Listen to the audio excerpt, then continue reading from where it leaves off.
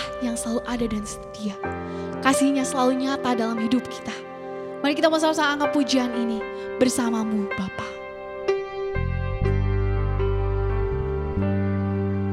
Engkau ada bersamaku di setiap musim hidupku. Tak pernah kau biarkan ku sendiri.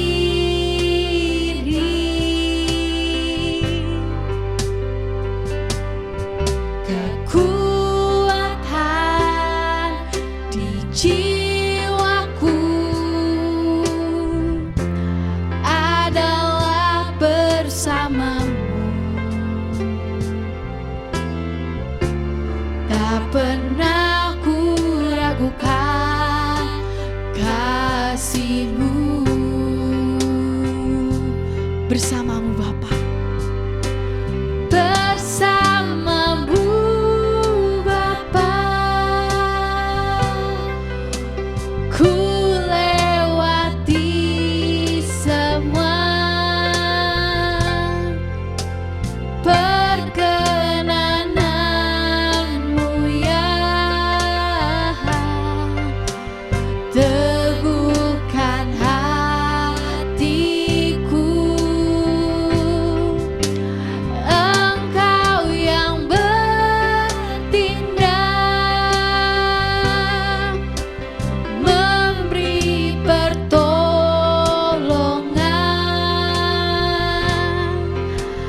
Anugerah-Mu besar melimpah bagiku. Kita mau nyanyiin ini sekali lagi. Engkau ada bersama setiap kita. Engkau ada bersamaku di setiap musim hidupku. Kau tak pernah meninggalkan kita. Tak pernah kau biarkan ku sendiri.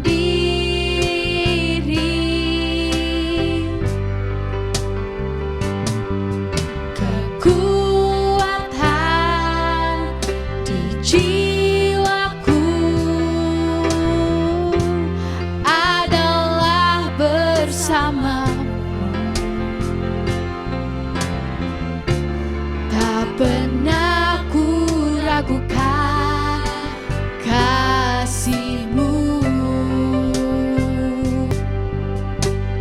Bersamamu Bapa,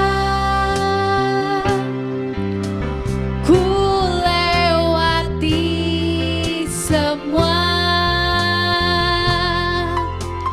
perkenanan-Mu ya, teguhkan hatiku.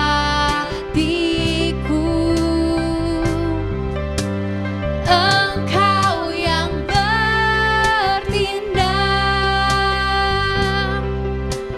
memberi pertolongan.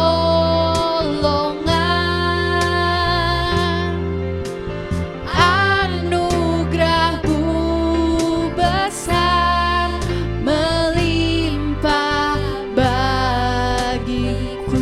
Anugerah-Mu Tuhan, anugerah-Mu besar melimpah bagiku. Biar dalam kesesakan kita boleh terus berseru pada Tuhan, meminta pertolongan kepada Tuhan. Mari kita sama-sama nyatakan, Yesus padamu ku berseru. Yesus padamu ku berseru, Kaulah penyelamatku. Terpujilah Kau Tuhanku, mulutku memuji nama-Mu sepanjang umur hidupku. Terpujilah Kau Tuhanku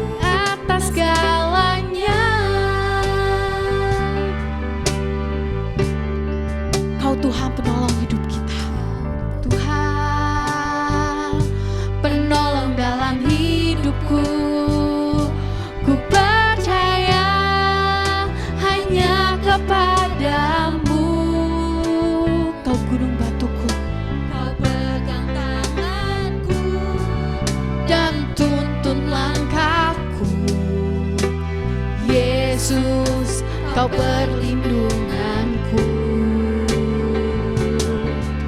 Tuhan, kekuatan dalam hidupku, penolongku dalam kesesakan. Kau gunung batuku dan pertahananku. Yesus, kau kemenanganku. Yesus, padamu ku berseru. Yesus, padamu ku berseru. Kaulah penyelamatku. Terpujilah kau Tuhanku. Mulutku memuji namamu sepanjang umur hidupku.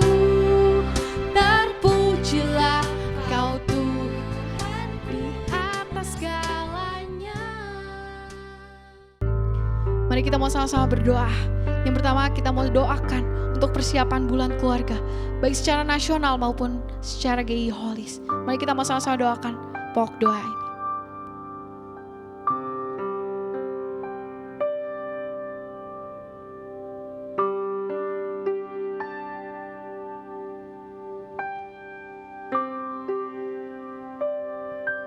Kita juga mau sama-sama doakan untuk orang tua yang mendampingi anak-anak yang belajar di rumah. Kita juga mau doakan untuk anak-anak yang terus melakukan pembelajaran melalui online, supaya semuanya juga boleh berjalan dengan baik. Kita mau sama-sama doakan ini.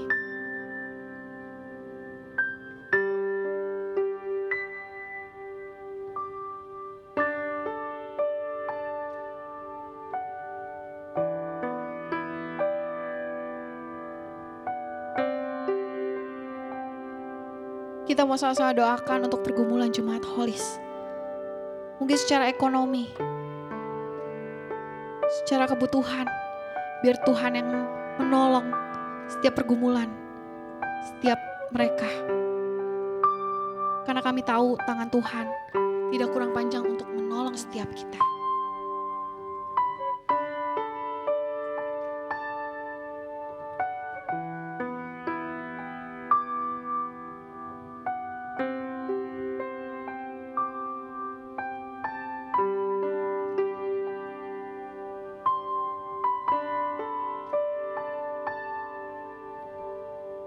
Kita mau doakan untuk bangsa dan negara kita di masa pandemi COVID-19.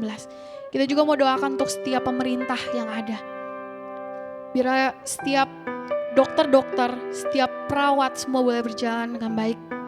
Berikan mereka kesehatan juga supaya boleh melewati masa-masa COVID ini dengan baik.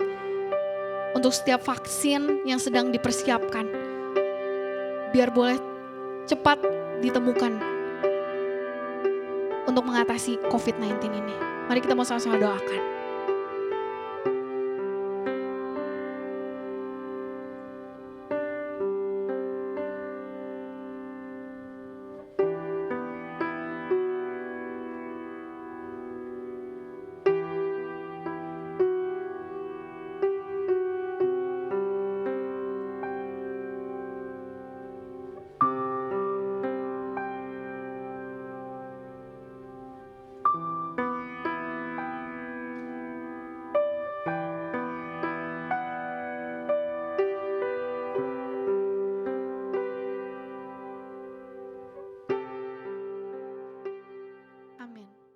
Shalom Bapak Ibu Saudara sekalian, selamat malam. Bersyukur sekali pada malam hari ini kita bisa bersama-sama mengikuti ibadah doa malam secara online. Perkenalkan, nama saya Giovanni Alvareta, saya mahasiswa praktik 1 tahun dari STT Amanat Agung yang akan melayani bersama-sama di GI Holis. Mari Bapak Ibu Saudara sekalian, sebelum kita merenungkan firman Tuhan, mari kita bersatu di dalam doa. Tuhan yang baik, kami mengucap syukur untuk anugerah Tuhan yang terus melimpah di dalam kehidupan kami. Kami bersyukur Tuhan untuk setiap kebaikan Tuhan, untuk setiap kasih Tuhan yang terus Tuhan nyatakan di dalam kehidupan kami.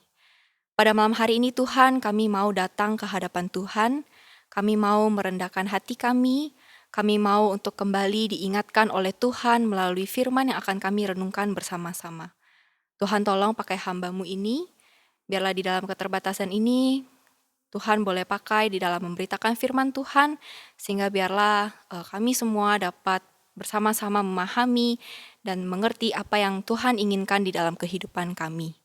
Terima kasih Tuhan, inilah doa kami, hanya di dalam nama Tuhan Yesus Kristus kami berdoa dan mengucap syukur. Amin.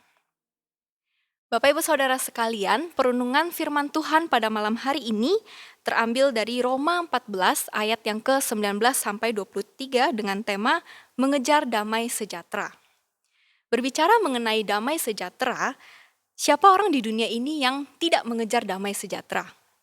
Saya yakin setiap umat manusia di dunia ini berusaha berlomba-lomba untuk mengejar damai sejahtera itu. Orang berlomba-lomba mencari kekayaan, mencari harta yang banyak, supaya kehidupan mereka bisa damai, supaya mereka bisa menikmati hidup dengan damai. Orang berlomba-lomba mencari pekerjaan yang tinggi, mencari jabatan pekerjaan yang baik, supaya mereka bisa menikmati pekerjaan mereka dengan damai.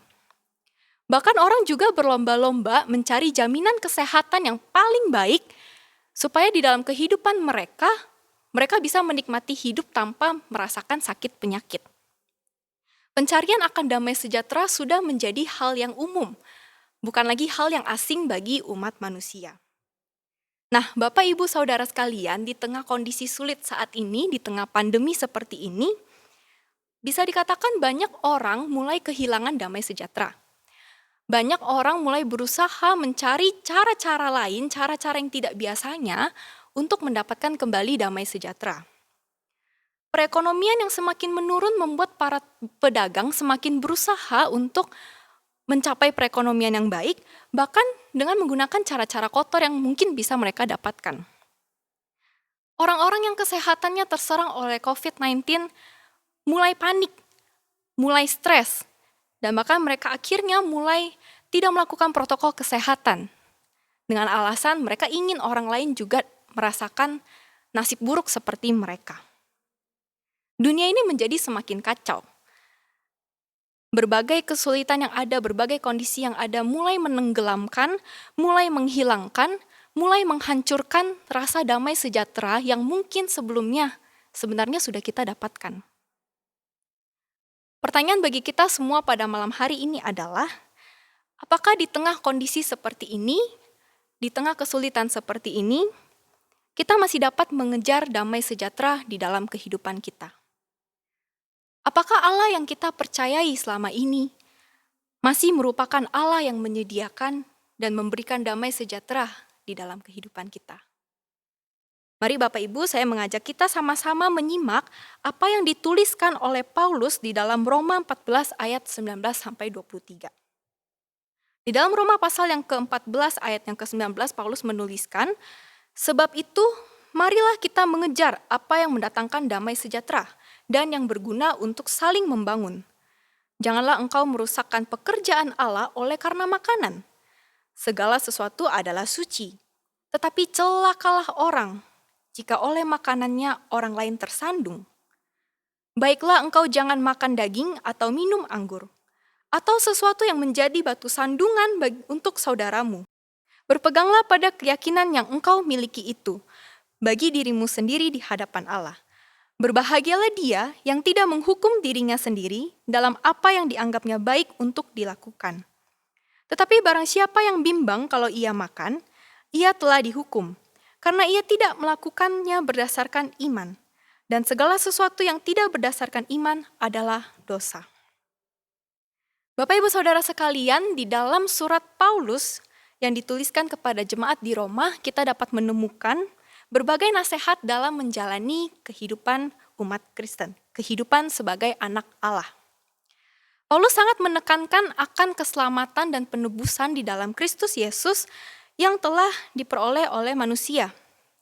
Itu sebabnya di dalam surat Roma ini, Paulus banyak memberikan nasihat yang sangat memperhatikan akan kesatuan jemaat, memperhatikan akan kesetaraan jemaat di Roma. Nah, yang menjadi fokus yang paling besar dalam tulisan Paulus ini adalah kesatuan kesetaraan antara kaum Yahudi dan kaum non-Yahudi. Bagi Paulus, tidak ada lagi perbedaan antara kaum Yahudi dan kaum non-Yahudi.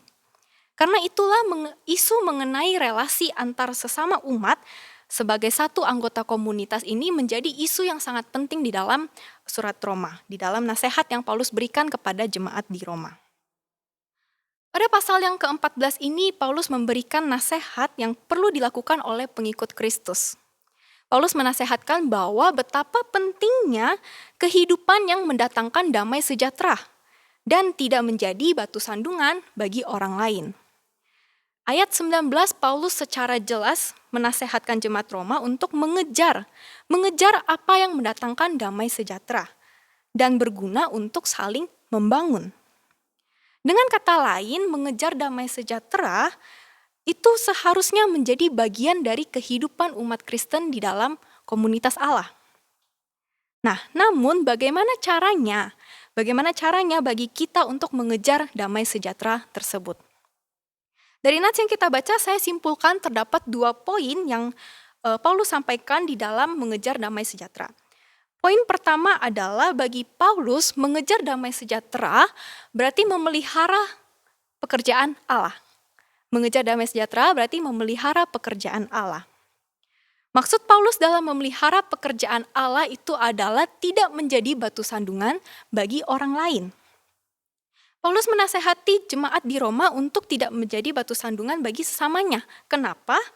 Karena di ayat yang 20, Paulus memperlihatkan bahwa orang yang menjadi batu sandungan itu adalah orang-orang yang dapat merusak pekerjaan Allah. Pekerjaan Allah di sini yang dimaksudkan itu adalah di dalam hal spiritual. Paulus melihat bahwa seseorang yang menjadi batu sandungan, dia tidak akan mendatangkan damai sejahtera bagi sesamanya. Dia tidak akan menjadi damai sejahtera, tidak akan menjadi berkat bagi anggota komunitasnya. Saya rasa Bapak Ibu kita sendiri juga pernah mengalami masa-masa di mana kerohanian kita menurun karena perilaku 1-2 orang di sekitar kita, di sekitar komunitas gereja kita. Mungkin kita merasa orang itu menjadi batu sandungan bagi kita, sampai akhirnya kita merasa kita kehilangan damai sejahtera dalam melayani. Nah, Bapak Ibu Saudara, masalah menjadi batu sandungan yang terjadi di konteks jemaat di Roma ini adalah masalah mengenai makanan. Jika yang saya sebutkan sebelumnya, Paulus sangat concern terhadap permasalahan kaum Yahudi dan non-Yahudi, di mana kaum Yahudi ini adalah kaum yang hidup di bawah hukum Taurat. Mereka sangat memegang akan tradisi hukum Taurat, termasuk dalam hal pantangan makanan. Nah, itu sebabnya di dalam Roma ini Paulus mengingatkan kepada jemaat di Roma bahwa hidup kalian ini sudah dibebaskan di dalam Kristus. Itu tandanya kalian tidak lagi hidup di bawah hukum Taurat. Kalian tidak lagi terikat dengan tradisi-tradisi yang ada, tapi kalian sudah memiliki hidup yang bebas di dalam Kristus. Namun Bapak Ibu Saudara, Paulus menasehatkan jemaat di Roma bahwa hidup yang bebas ini di dalam Kristus ini, hidup yang ada kebebasan di dalam Kristus ini bukan berarti dapat digunakan secara sembarangan. Apabila kebebasan yang dilakukan tersebut, misalnya di dalam hal makan justru menjadi batu sandungan bagi orang lain, Paulus mengatakan janganlah lakukan demikian. Jangan sampai kebebasan yang sudah kita peroleh di dalam Kristus justru menjadi batu sandungan dan menjadi merusak pekerjaan Allah dan menghilangkan damai sejahtera di dalam komunitas umat Allah. Saya juga pernah mendengar dan melihat secara langsung beberapa orang yang akhirnya mereka keluar dari gereja, tidak lagi mau pelayanan di gereja, karena mereka merasa ada beberapa orang menjadi batu sandungan bagi pelayanannya dia. Nah, Bapak Ibu Saudara, tindakan yang menjadi batu sandungan ini, yang menghancurkan damai sejahtera ini seharusnya tidak terjadi di tengah jemaat. Itu sebabnya di ayat yang ke-21, Paulus menegaskan kembali jemaat di Roma, untuk tidak makan makanan yang dapat menjadi batu sandungan bagi komunitas Allah. Dengan kata lain, Paulus melihat bahwa kedamaian di tengah-tengah komunitas Allah, damai sejahtera di tengah-tengah komunitas Allah itu lebih penting daripada keinginan daging mereka untuk makan makanan yang akhirnya dapat menjadi batu sandungan. Pertanyaannya bagi kita adalah, apakah di tengah kondisi sulit seperti ini, kita masih tetap memelihara pekerjaan Allah di dalam keseharian kita dan menjadi berkat bagi orang lain? Atau Kita justru melakukan berbagai tindakan yang menguntungkan kita, tetapi justru malah menjadi batu sandungan bagi orang lain. Poin yang kedua yang saya temukan di dalam mengejar damai sejahtera adalah kita memerlukan iman yang teguh. Paulus menuliskan di ayat yang ke-22, berpeganglah pada keyakinan yang engkau miliki itu. Maksud dari Paulus adalah berpegang pada keyakinan dengan teguh dan hikmat untuk melakukan tindakan yang benar di hadapan Allah. Paulus menguatkan jemaat di Roma untuk yakin terhadap apa yang telah mereka percayai, yaitu Yesus Kristus. Yakin dan beriman sungguh terhadap kebebasan yang telah mereka peroleh di dalam Yesus Kristus. Paulus menasehatkan jemaat Roma untuk terus berpegang bahwa di dalam Kristus inilah mereka telah ditebus dan memperoleh keselamatan dari hukum Taurat. Keyakinan yang dimiliki inilah yang seharusnya menjadi landasan dalam kehidupan komunitas Kristen. Mungkin Bapak Ibu berbagai masalah yang susah, berbagai situasi yang rumit di dalam kehidupan kita bisa membuat kita bimbang di dalam iman kita. Namun Bapak Ibu Saudara sekalian, Paulus kembali mengingatkan bahwa kita seharusnya selalu berpegang teguh di dalam keyakinan yang telah kita miliki, yaitu kepada Allah kita, kepada Yesus Kristus yang telah menyelamatkan kita. Bapak Ibu Saudara sekalian, mengejar damai sejahtera berarti kita perlu terus memelihara pekerjaan Allah di dalam kehidupan kita. Mengejar damai sejahtera berarti kita perlu teguh di dalam iman kita. Untuk apa kita mengejar damai sejahtera? Di ayat yang ke-17, Paulus menuliskan bahwa sebab kerajaan Allah bukanlah soal makanan dan minuman, tetapi soal kebenaran, damai sejahtera, dan sukacita oleh Roh Kudus. Inilah yang harusnya menjadi dasar di dalam kita mengejar damai sejahtera. Kita mengejar damai sejahtera bukan untuk kenyamanan hidup kita, bukan untuk kenyamanan hidup kita di tengah dunia ini, melainkan untuk kerajaan Allah. Kerajaan Allah sendiri menjadi janji yang pasti di dalam kehidupan kita.